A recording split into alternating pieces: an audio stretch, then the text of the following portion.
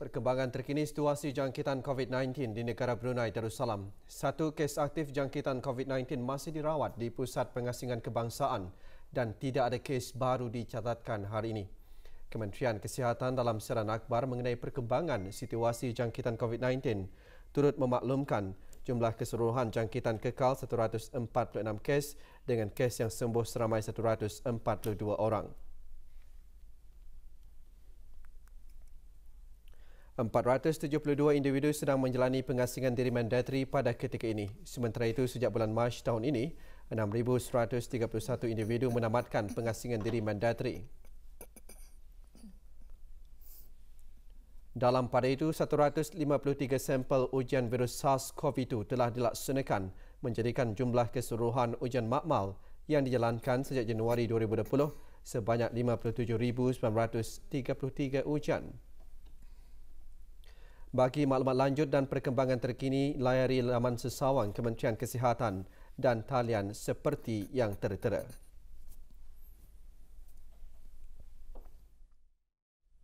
Sehingga tahun 2020, Kementerian Sumber-Sumber Utama dan Pelancongan serta jabatan-jabatan di bawahnya telah mencatat beberapa pencapaian penting. Pencapaian tersebut bukan sahaja tertumpu pada pencapaian kementerian tetapi juga pencapaian semua peringkat pegawai dan kaki tangan yang mencurahkan tenaga dan bakti serta buah fikiran semata-mata demi kemajuan kementerian dan negara. Awang Abdul Halidi bin Muhammad Saleh, pemangku setiausaha tetap Kementerian Sumber-Sumber Utama dan Pelancongan, menyuarakan perkara tersebut pada majlis penghargaan dan penyampaian sijil perkhidmatan pesara-pesara kementerian berkenaan. Adapun pesaraan itu bukanlah titik noktah bagi seseorang itu untuk memberi sumbangan kepada masyarakat dan negara ini.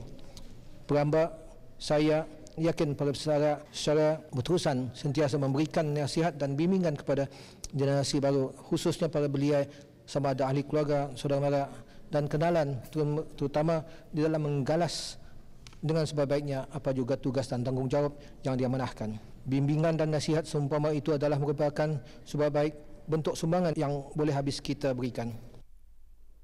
45 orang pesara Kementerian Sumber-Sumber Utama dan Pelancongan dan jabatan-jabatan di bawahnya menerima sijil penghargaan dan cenderamata. Penyampaiannya disempurnakan oleh Yang Berhormat Datuk Seri Setia Awang Haji Ali bin Apong, Menteri Sumber-Sumber Utama dan Pelancongan.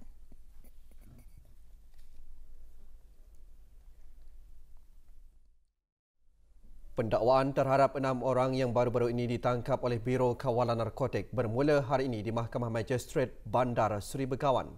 Ahmad bin Haji Tamid dan isteri Maskunah binti Wahab bersama dengan anak-anak mereka, Isamuddin bin Ahmad, Muhammad Saifuddin bin Ahmad dan Siti Izzatul Munirah binti Ahmad dan suaminya, Jakaria bin Ahad, didakwa atas 2 kesalahan di bawah Seksyen 3A Akta Penyalahgunaan Dadah Penggal 27 memiliki bagi tujuan mengedar 18.9943 kilogram methamphetamine yang didapati di belakang kediaman mereka di Jalan Junjungan.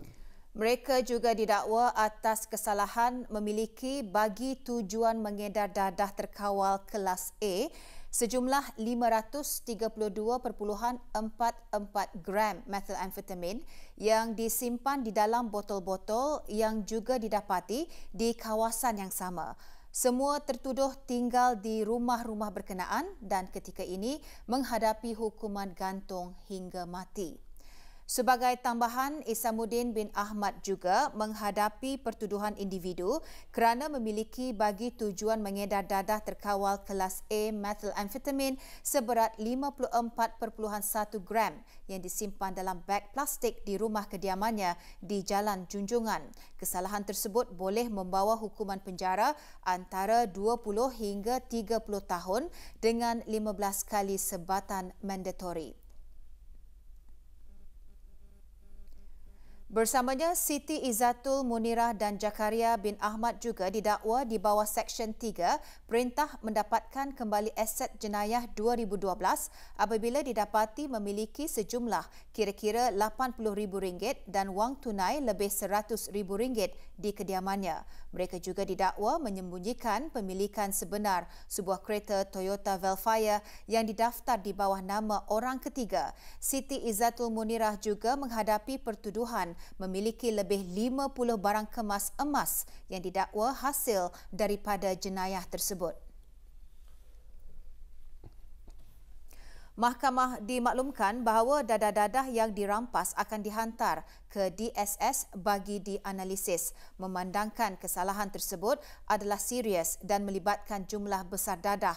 Pendakwa memohon agar para tertuduh dikenakan reman tambahan selama 2 minggu di penjara Jerudong. Kes tersebut akan didengar lagi pada 10 Oktober ini jam 2.30 petang. Dengan tema Unlocking the Power of Young People atau menyerlahkan potensi golongan muda, The Youth Town Hall Brunei menjadi platform bagi memupuk golongan belia yang positif dan prihatin untuk menyumbang kepada pembangunan negara. The Youth Town Hall Brunei anjuran Kementerian Kebudayaan Belia dan Sukan, Rangkaian Profesional Muda dan Kreatif Core BN diadakan bersempena dengan Hari Belia Kebangsaan tahun ini. Acara berlangsung pagi tadi di Pusat Belia di Ibu Negara. Hadiri yang berhormat Dayang Nik Hafimi binti Abdul Hadi, yang berhormat Dayang Karunisa binti Awang Haji Ashari dan yang berhormat Awang Iswandi bin Ahmad, ahli-ahli Majlis Mesyuarat Negara dan Kenal Besar Pengiran Haji Maidin bin Pengiran Haji Said, Timbalan Setia Usahatetap Kementerian Kebudayaan Belia dan Sukan. The Youth Town Hall Brunei dihasrat dapat memperkembangkan pemimpin belia yang ingin menyumbang kepada aspirasi negara secara proaktif dan menjadi contoh serta memberi inspirasi kepada belia yang lain untuk membuat perkara yang sama. Beberapa orang panel membincangkan pelbagai topik, antaranya menyentuh mengenai isu belia sebagai agen masa depan yang perlu bersedia bagi perubahan serta memenuhi aspirasi negara. Hampir 100 orang belia seluruh negara menghadiri perbincangan secara maya dan fizikal yang diadakan selama 2 hari. Bengkel bahasa isyarat yang dikendalikan oleh Youth Outreach Team selama 2 hari menutup tirainya dengan majlis penyampaian sijil. Majlis diadakan petang tadi di Stadium Negara Hassanal Bolkiah Brakas. Penyampaian sijil kepada 49 orang peserta disempurnakan oleh Yang Berhormat Dayang Khairunisa binti Awang Haji Ashari, ahli Majlis Mesyuarat Negara. Bengkel yang dikendalikan bersama Persatuan Orang Kurang Pendengaran Kebangsaan Brunei Darussalam ini diadakan bersempena Minggu Kesedaran Orang Kurang Pendengaran dan Hari Bahasa Isyarat. Ya, bengkel ni 2 hari kan. The first sehari itu kita ni belajar alfabet dengan number with the sign language and then afternoonnya kita ni ada test individual lah, test satu. And then the second day macam apa yang words yang kita ni selalu pakai. Sign language ni is a good interpretation kita ni panggil so ia boleh menterjemahkan. So in a teaching lesson, kalau aku tanya cikgu-cikgu masanya, they have learned this. This is one of the advantage to the student kan. Kadang-kadang student ni is autism ataupun yang tuli kan. So yang babau they need this. So this teacher and yang teacher yang mencari kerja is good thing lah for them, advantage Masa macam mana ni we need especially macam untuk in kemudian hari when we get old we understand. Kadang-kadang kita ni terkajut macam hilang pendengaran, then macam mana kita ni kan give reaction to the kids or kawan-kawan kan. So this is the only thing. So kita ni in the terlampau drastically change. Itulah advantage, very advantage lah for me. 14 kertas kerja dibentangkan semasa seminar pasca siswazah. Perinciannya selepas ini, teruskan bersama berita perdana.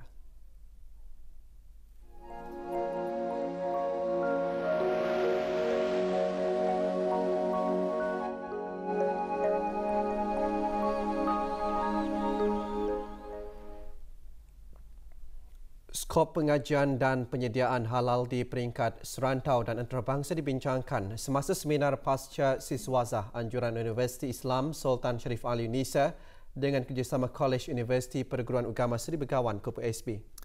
14 kertas kerja dibentangkan semasa seminar tersebut. Seminar diharap akan mampu melahirkan mahasiswa dan mahasiswi yang berkemampuan, dinamik dan berdikari dan akan menjadi salah satu tunjang utama dalam melahirkan rakyat yang berpendidikan tinggi selaras dengan wawasan Brunei 2035. Seminar berlangsung di Unisa. Hadir Dr. Haji Nur Arfan bin Haji Zainal, Rektor Unisa dan Datin Dr. Haja Nur Hira binti Haji Nur Kasih, pemangku penolong Rais Kupu SB. Kertas kerja dibentangkan oleh para siswazah dari kedua-dua institusi. Tema seminar Halal Education and Research antara lain sebagai arena perkongsian dan pertukaran ilmu serta pengalaman dalam kalangan pelajar serta mahasiswa dan mahasiswi lain terutama dalam isu-isu yang berkaitan dengan pengajaran dan pembelajaran halal di peringkat serantau dan antarabangsa.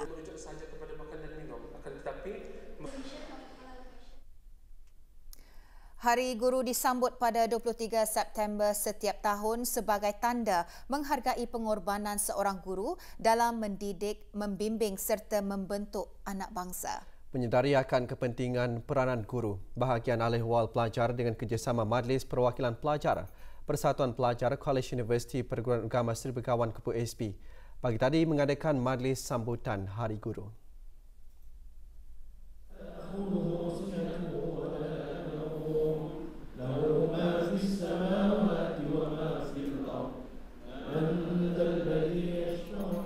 Hadir Dr. Haji Adnan bin Haji Basar Rais Kolej Universiti Perguruan Agama Seri Begawan Kupu SB.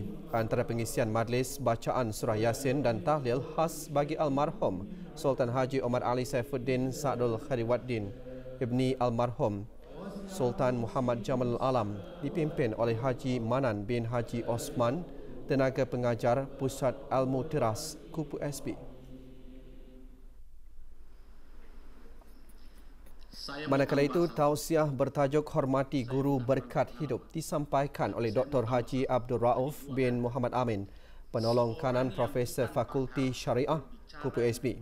Dalam tausiah ini, Dr. Haji Abdul Rauf juga menyentuh mengenai kerjaya perguruan yang banyak menyumbang kepada pembangunan kapasiti tenaga manusia di negara ini.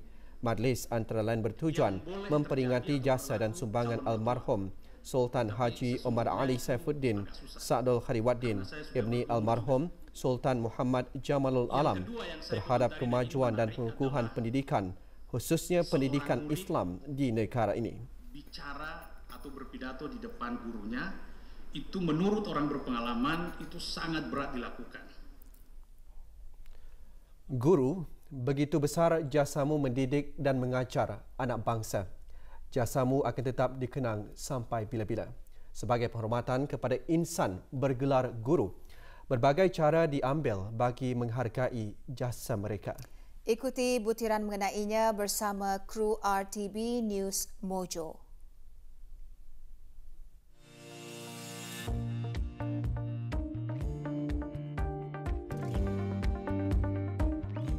Guru mengajar dan menjaga saya dan kawan-kawan seperti keluarga. Guru saya sentiasa memberikan saya nasihat dan ajaran yang sesuai untuk membimbing saya menuju ke masa hadapan yang cemerlang. Nasihat-nasihat mereka dan teguran-teguran mereka tidak kiralah secara lembut ataupun tegas, kerana semua perkara itu untuk kebaikan kami juga. Guru saya suka bagi stiker, star dan chop kalau saya dapat jawab soalan. Mereka sanggup datang dan mengajar kami ketika cuti. Yang sentiasa komited, sabar dan gigih. Jasa mereka dalam mendidik anak-anak Brunei Darussalam. Negara yang maju tentunya memerlukan rakyat yang berilmu, berpengetahuan luas dan berkemahiran tinggi.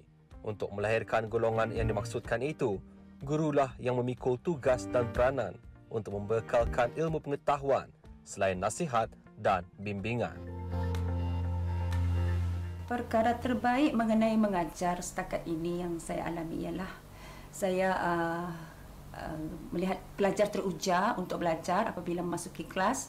Mereka menunjukkan sifat ingin tahu dan juga rasa seronok dengan wujudnya kemesraan antara guru dan pelajar. Dan sikap hormat dan percaya. Sebagai guru wani, bukannya mengajar akademik saja, tetapi kami mengasuh anak atuk dari segi akhlak, dari segi pembentukan karakter, kemahiran berfikir, etika, dengan menerapkan nilai-nilai MIB. So untuk mengasuh, mendidik diorang untuk memberikan diorang yang terbaik itu, it's really actually hard. Benar-benar sukar. And then at the end of the day, bila dorang sudah ada something, so it's make me proud lah as a teacher. Tiba kata pepatah, biarlah belentur buluh biarlah daripada rebungnya. Jadi kalau sudah daripada muda kita dapat mendidik dengan baik, dengan cemerlang, insya-Allah mereka akan menjadi seorang belia yang berjaya di masa akan datang, insya-Allah. Tidak hanya terbatas kepada mereka yang bergelar pendidik di sekolah, para jurulatih atau mereka yang secara tidak langsung mengajar dan berkongsi ilmu dan kemahiran juga dipanggil sebagai guru. Mereka tidak jemu mencurahkan ilmu, menambah dan menggilap kemahiran anak bangsa. Tapi for me, it's more of building a relationship, building a bond sama your student ke, sama your community itu ke. For me personally, it's more of I like to see orang punya progress atau apa. I like to see people succeed juga, and I like to be a part of their journey itu yang apa ni to their journey of greatness. Bagi melahirkan generasi yang berdaya saing dan berwawasan, ibu bapa juga menjadi guru di rumah. Mereka adalah guru pertama yang membentuk perwatakan anak-anak. Okay, sebagai ibu bapa, kami nak melarang apa yang anak mau, apa yang mereka mau cita-citakan. Yang penting anak-anak berjaya di masa akan datang. Apa yang mereka nak jangan dilarang. Kalau boleh, doakan yang terbaik buat anak-anak lah. Siapapun mereka, guru di sekolah, pensyarah di kolej atau universiti, jurulatih, guru mengaji. Melalui mereka lah kita memperolehi pengetahuan dan dapat menggilap kemahiran tertentu. Jasa dan pengorbanan mereka begitu bernilai dalam membentuk model insan yang mempunyai jati diri yang kukuh, berpengetahuan dan berkemahiran tinggi. Pendidikan berkualiti teras kecemerlangan pelajar. Laporan Aziz Ahmad untuk Berita RTV.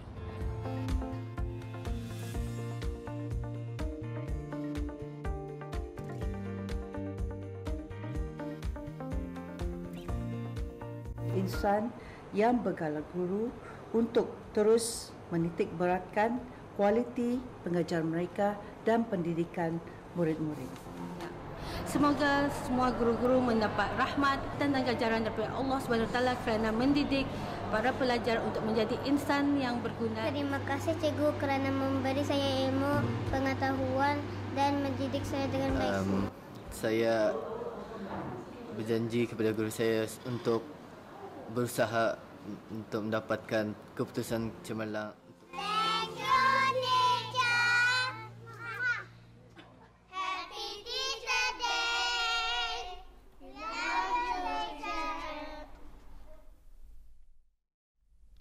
Kementerian Pendidikan melalui bahagian beasiswa petang tadi mengadakan majlis menandatangani borang perjanjian bagi 39 orang penerima beasiswa kerajaan ke bawah Duli Yang Maha Mulia ke luar negeri peringkat Sarjana Muda sesi 2020-2021.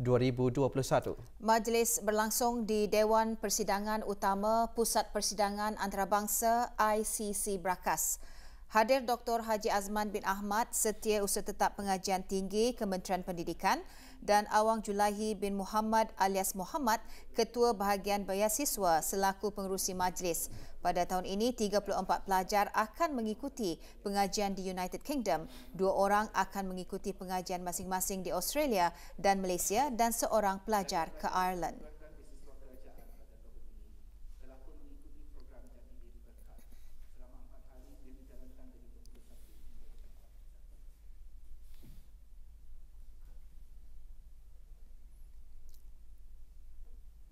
Penerima-penerima berkenaan sebelum ini menjalani program Jati Diri Berkat selama 4 hari bermula 21 September lalu. Program tersebut sebagai sebahagian persiapan sebelum memulakan pengajian di luar negara. Seramai 47 pelajar turut dianugerahkan di bawah skim Bantuan Pinjaman Pendidikan SBPP pada tahun ini.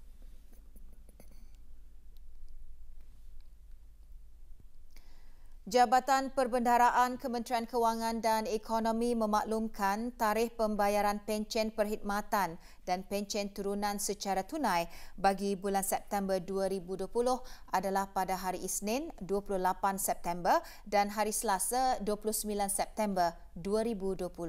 Jabatan berkenaan akan meneruskan pembayaran tersebut melalui kaedah pandu lalu di tempat penurunan di depan dewan-dewan dan pejabat-pejabat yang dihaskan. Bagi daerah Brunei dan Muara, pembayaran akan dibuat di Dewan Pusat Persidangan Antarabangsa secara pandu lalu. Daerah Tutong, pembayaran akan dibuat di Dewan Kemasyarakatan Tutong secara pandu lalu. Manakala daerah Belait dan daerah Temburong, pembayaran akan dibuat di kaunter pejabat Jabatan Perbendaharaan. Pembayaran pencen akan bermula pada pukul 7.30 pagi hingga 3.30 petang. Pembayaran pada hari-hari berikutnya akan dibuat di Kementerian Kewangan dan Ekonomi bagi daerah Brunei dan Muara, manakala bagi daerah Belait, daerah Tutong dan daerah Temburong dibuat di cawangan-cawangan Jabatan Perbendaharaan di setiap daerah selama 10 hari waktu bekerja. Para penerima yang mempunyai akaun bank tetapi belum mendaftarkannya ke Jabatan Perbendaharaan dikendaki membawa bersama salinan kad akaun bank berkenaan bagi proses pembayaran pencen bagi bulan berikutnya. Sebarang pertanyaan, hubungi talian 2380822 atau 2383469.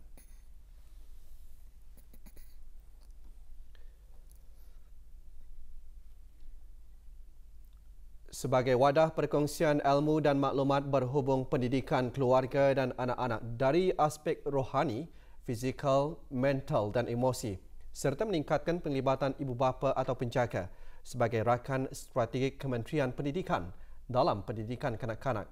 Pagi tadi, Sekolah Rendah Datai Temburong mengadakan program bicara pendidikan anak-anak yang bertemakan penglibatan ibu bapa, pemangkin kecemerlangan sekolah dan pelajar.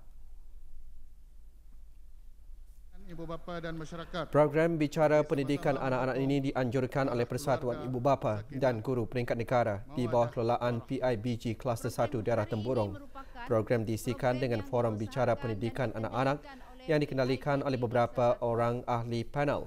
Ibu bapa serta penjaga berkesempatan untuk mendapatkan ilmu melalui forum dan bengkel bagi membantu anak-anak untuk lebih fokus dalam pembelajaran dengan lebih cemerlang. Everyone born a winner. Atau mesti kita ni faham itu. Memandangkan para pelajar tahun 6 bakal menduduki peperiksaan besar penilaian sekolah rendah pada bulan November ini, pihak Perpustakaan Dewan Bahasa dan Pustaka Daerah Temburong mengambil inisiatif mengadakan ceramah motivasi bertajuk bagaimana menjawab soalan peperiksaan dengan baik yang melibatkan para pelajar tahun 6 sekolah-sekolah rendah di daerah Temburong. Inisiatif tersebut bertujuan untuk memberi tips, memupuk semangat dan meningkatkan prestasi pelajar di samping memberi nasihat serta kata-kata semangat bagi persiapan menghadapi peperiksaan. Rajin atau saja. Rajin apa? Rajin belajar. Next. Ceramah motivasi disampaikan oleh Haji Muhammad Khairul Izam bin Suliman, pegawai dari Unit Kaunseling dan Kerjaya Bahagian Hal Ehwal Pelajar, Jabatan Sekolah-Sekolah dan Nur Ajrina binti Haji Jahri. Selain mendengarkan ceramah, aktiviti warkah buat ibu bapa juga diadakan yang dibantu oleh beberapa mahasiswa Universiti Brunei Darussalam.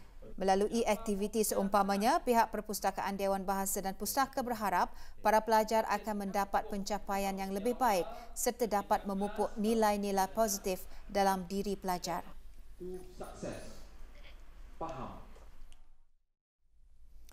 Book Sceneries Donation Drive merupakan wadah berupa sumber peralatan-peralatan persekolahan bagi membantu para pelajar yang kurang berkemampuan. Ia juga sebagai inisiatif bagi orang ramai untuk sama-sama memberi sumbangan berupa alat-alat persekolahan kepada mereka yang memerlukan. Pagi tadi, bahagian kemasyarakatan sukarelawan Belia dengan kerjasama Jabatan Sekolah-Sekolah mengadakan Buksneris Donation Drive bertempat di pusat Belia Blight.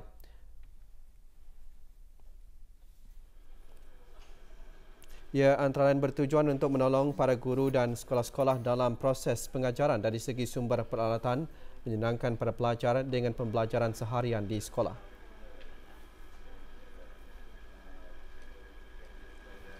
Tujuanku untuk menderma is untuk menolong orang, is because aku banyak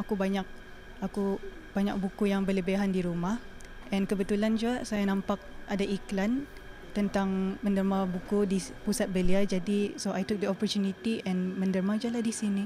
Mudah-mudahan dengan adanya Buksneris Donation Drive ini serba sedikit dapat membantu pihak-pihak yang memerlukan, terutama sekali bagi murid-murid yang kurang berkemampuan. 50 buah premis pengusaha makanan didapati masih belum membuat permohonan sijil halal atau permit halal, manakala 9 buah premis mempamerkan sijil halal atau permit halal yang telah mansuh. Pemilik premis tersebut diberikan notis arahan semasa rondaan bagi menguatkuasakan undang-undang mengenai kewajipan membuat permohonan untuk mendapatkan sijil halal atau permit halal bagi pengusaha-pengusaha makanan di negara ini. Rondaan dijalankan oleh bahagian Kawalan Makanan Halal, Jabatan Hal Ehwal Syariah, Kementerian Hal Ehwal Agama di kawasan Kulap.